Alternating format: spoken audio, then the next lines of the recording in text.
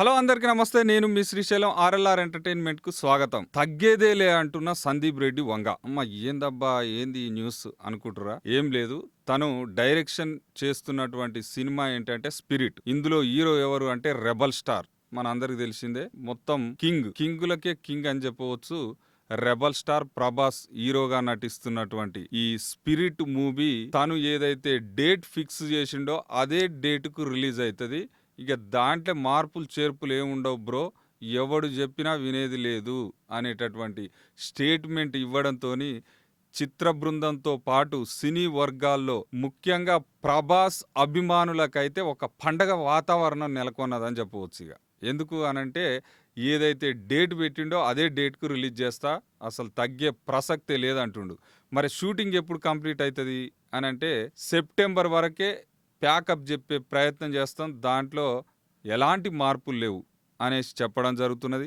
మరి ఇక్కడ ఈ సందీప్ రెడ్డి వంగ ఇంత క్లియర్ కట్గా చెప్తుంటే ఇక్కడ రూమర్స్ ఏమొస్తున్నాయి అంటే ఈ ప్రభాస్ డేట్లు అయితే కుదురుతలేవు అబ్బా, అడ్జస్ట్ కావట్లేవు, దానివల్ల మొత్తం సినిమా పోస్ట్ పోన్ అయ్యే అవకాశం ఉంది అనేసి టాలీవుడ్ కోడై కూస్తుంది.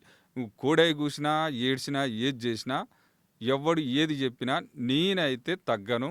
సెప్టెంబర్లో షూటింగ్ కంప్లీట్ చేస్తా. 2027 రాసి పెట్టుకోండి, 2027 మార్చి 5వ తేదీన ప్రపంచవ్యాప్తంగా స్పిరిట్ రిలీజ్ కావాల్సిందే, ఇట్టు కొట్టాల్సిందే అంటుండు మన సందీప్ రెడ్డి వంగ. ఏదేమైనప్పటికీ గట్స్ ఉన్న దమ్మున్న డైరెక్టర్గా పేరు గడించినటువంటి డైరెక్టర్ ఎవరంటే సందీప్ రెడ్డి వంగ.